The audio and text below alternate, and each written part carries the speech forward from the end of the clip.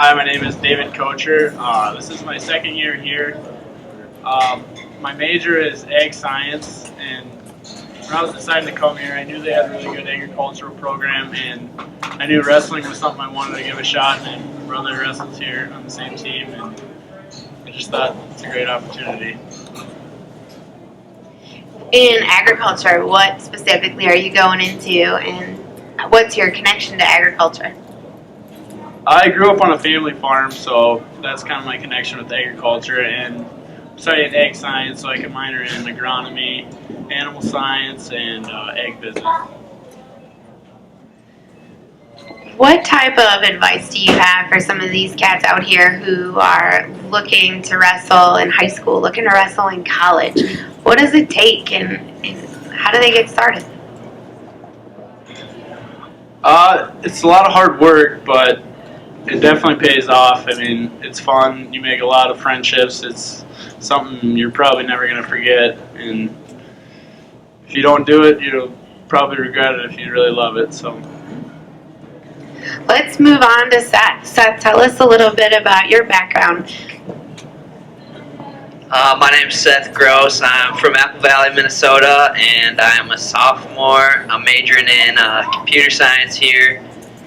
And I was at University of Iowa last year and transferred here this year. And, when I came and checked this place out, loved it right away and committed, I think, the day after I was here or 2 days after or something. But, I just saw fire in the team. The team's young here, and, we got a bright future here. And I don't know, I guess looked good here and thought I could succeed. So that's why I chose to come here. I started wrestling when I was young, and I think that was... I just loved it. And then when you love something, it's not really work. You got to work hard in it. But if you're having fun, you're going to continue to do it. And you work hard, you go to all the workouts, even do extra work, you're going to get where you want to be. And if you want to wrestle in high school, wrestle in college, just make sure you go out there, work hard every day in practice, get some extra workouts in, and you'll get there. Okay, what about when you guys are wrestling? What are your hobbies? What are you doing when you're not working out or spending time preparing for your next opponent? my hobbies are pretty similar to Mackie and Zoberberg's. We like to hunt and fish a lot. We also get together and go bowling every once in a while with the team. That's always a lot of fun. I got some of the similar hobbies. I like to go fishing a lot, and I go bowling with the guys a lot. We've been actually doing that a lot lately. I guess a few other things. I go to church a lot, like doing that, youth group stuff. I guess one that I remember is a kid. I'd always wrestle when I was little, would always beat me, and I guess I remember just finally at the state tournament one year, I think this is probably 5th or 6th grade or something, he beat me by like probably 7 points the weekend before. And finally at the state tournament, I beat him for the first time, and I guess that was probably, I don't know, one thing I always remember. I guess that's just big. When you beat somebody that you never beat before, it feels good, and you don't really forget that. So we want to spotlight Coach Jon Reader a little bit now and talk about his training as we look at a 2016 Olympics. And Reader's trying to earn a spot on the 2016 wrestling team, and I think we'd like you to talk a little bit, and maybe Coach talk a little bit about what that means, how you inspire our guys here, how you inspire those guys that aren't even coming to school here yet. They're probably working on recruiting them, and kind of your mindset going into that. All right. Yeah, so we qualified for the Olympic trials. Coach Bono and I went out to Vegas December 20th, a couple weeks back. That was the first kind of Olympic qualifier. To get to the Olympic qualifier, the final stage, which is in Iowa City, April 8th through the 10th. So we qualified for that, and really everything is just preparation up until that date. And it's not like any other sport. You take one guy at each weight. There's 6 weight classes in the United States, and you got to be one of 6 guys out of a pool of, the final stage is probably around 12 guys in that final tournament. You got to be the number 1 guy or you go home. And that's something that I've looked forward to my entire life, and that's why I'm 27 years old and I'm still chasing a dream that I was My dad gave me a videotape when it was 1996. I remember it like it was yesterday. My dad gave me the highlight tape from the Olympics, and I just remember watching all the Americans winning and having the American flag on their back. It gives me goosebumps right now, and it's something that it's a fire inside of me. It has been for a long, long, long time, and it's a goal that I've yet to check off, and it's something that I aspire to be like, and I want to be that guy that's on top of that podium and hear the American anthem. But it's a unique situation for me.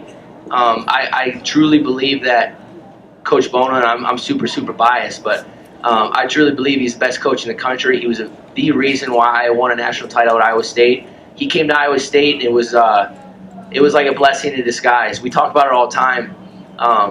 It may not have been the best time for him to go to Iowa State in his coaching career, but at the same time, it was the best thing that ever happened to me in my entire career, because I'd been a two-time All-American already, but something wasn't working, and just the system that I was in, the hard work that I was built on growing up, that's what he's built on, and that we're almost the same type of person. And when he came to Iowa State, he injected my training with that same fresh blood of just hard-nosed, run through a wall, and just be a tough guy. And that's what he is. And I mean, he'll outrun anybody. But he was the reason why I won a national title, and he's the reason why I'm here in Brookings. And it's a blessing. And like I said, I'm in a unique situation being here, being able to coach. I wake up and I get to train with these guys, and it's good for me because it gets me back, and I start to learn technique just being on the other side of things. Coaching's a lot different than just being an athlete. I lived at the Olympic Training Center for a year and a half, and I think that being selfish and not being able to get your mind off of wrestling really hurt me.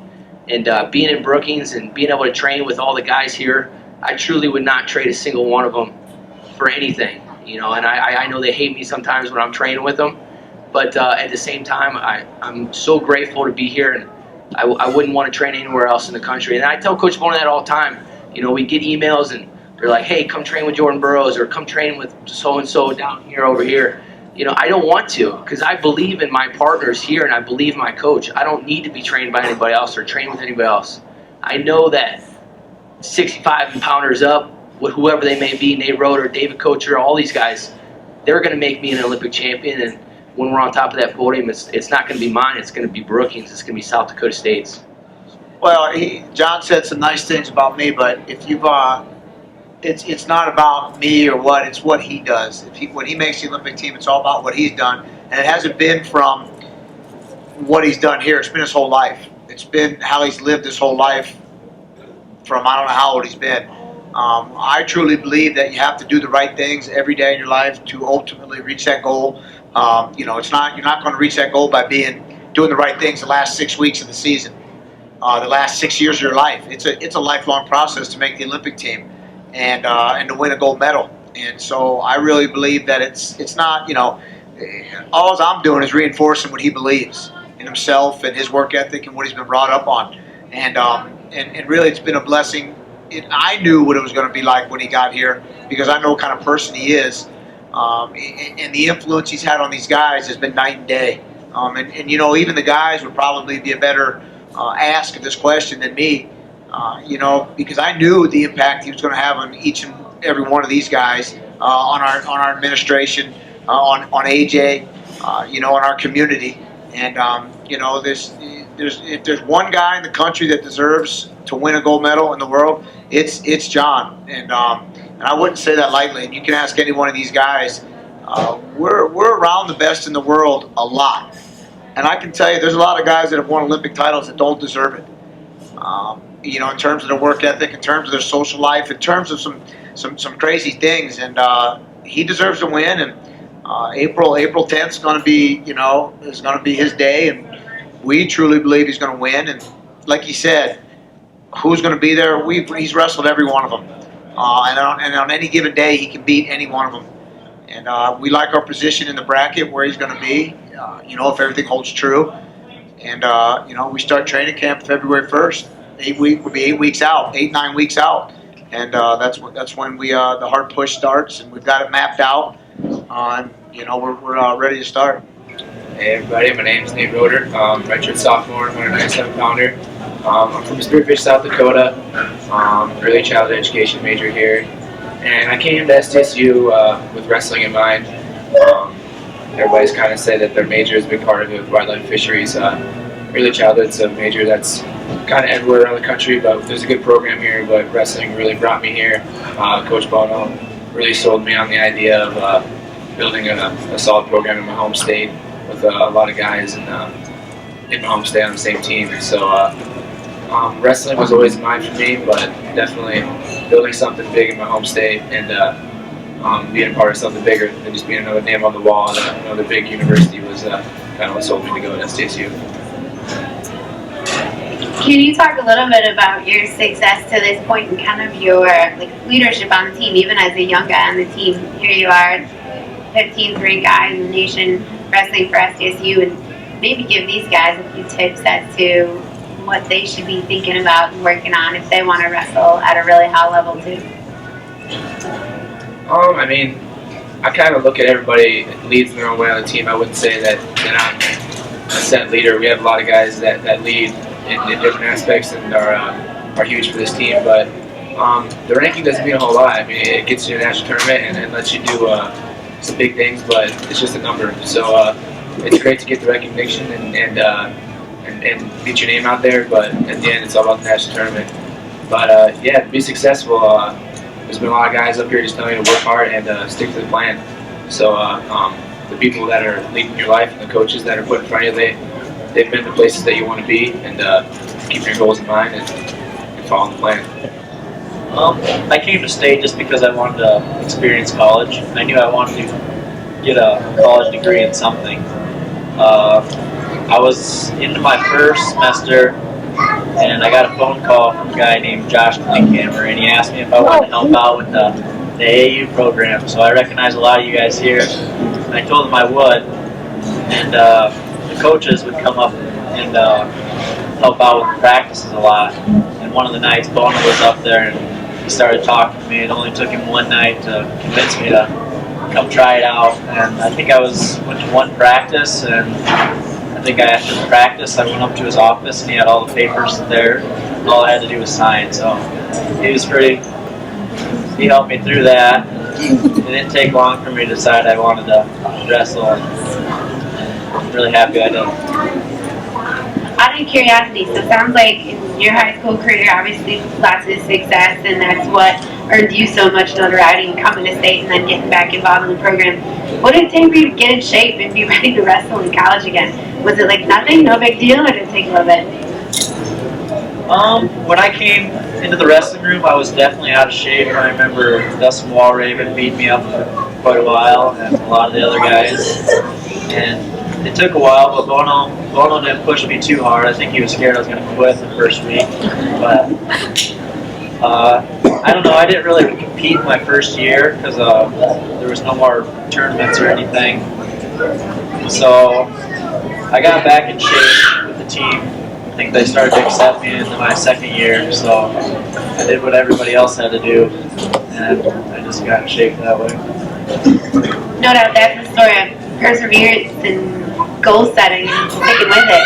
What tips and what words of wisdom do you have for some of these guys in the room who look up to you and want to be a wrestler as they grow up?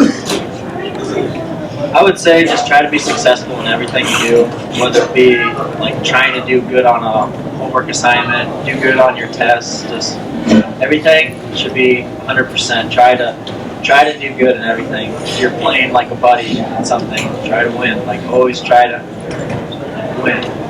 But don't make that your main priority either. Just you gotta keep a level head throughout everything and just be smart. Have fun with everything too. So when you're not wrestling, what are your hobbies? What are you doing outside of the wrestling room or when you're not a student during the school year? Right now, I like to do a lot of outdoor activities, so hunting and fishing, but right now ice fishing is about the only thing for this time of year, but I really like to turkey hunt, deer hunt, goose hunt, pheasant hunt, everything. in school, I work at the preschool right now. I'm a student teacher in the preschool. I work in the 3 and 4-year-old lab, which is kind of a different dynamic when I'm beating up guys during the day and then working with kids later in the day. But in the summer, I also work at the graduate school place GAP program for a rec program and work with kids there. And really, we're not kidding. We're always around each other. Pretty much whatever the guys are doing, that's what I'm doing. Hanging out with my friends, they're my family. So I'm not a big fisher and hunter guy, but if they're going out and doing whatever they're doing, smelling deer and stuff, I do that too. What got you interested in your degree program and working with kiddos? Well, I did a lot of mentorship programs back in Spearfish. Worked in elementary schools a lot, and that kind of got me in the direction of early childhood. Long-term goal is we're kind of building resume in education with my academics, but also trying to build a resume as a wrestler. And hopefully someday I can get into coaching. That all depends how I do as a wrestler here at SDSU. But academic-wise, I really want to get my master's degree and have it in counseling and take a counseling route, and also get that experience as a teacher to build a base. So I also can say I've been in the classroom and I know how that dynamic works, but also keep kids in the right direction with the counseling too. Well, just when I got here, one of the things that really brought me in was the support we have, and to see that other people other than the coaches and the wrestlers care about us. So to be able to come in here and this year, we had to really put out the marketing with the Twitter and stuff because last couple of years we've had the best of brand stuff. So I wanted to step up to the plate and see what I can get done. And I was actually a marketing major in college, so I actually fit right into this.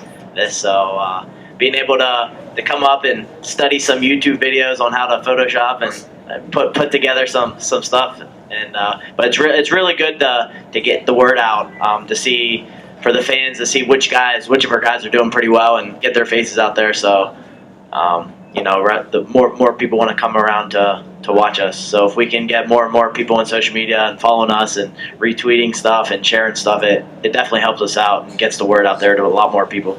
So every week we come out one Monday. We'll come out with we call it the Battle for the Belt, Social Media Wrestler of the Week. So it's a computer belt, but it looks really nice. Spent a lot of money on it. It does have multiple diamonds in it and sapphires. But it comes out every Monday, and we'll get 2 guys on there and retweet or like for one or the other. And then every Friday we'll announce the winner, and whoever has the most wins. So Again, thank you for having us at Culver's, and we'll see everybody Friday night, right? All right.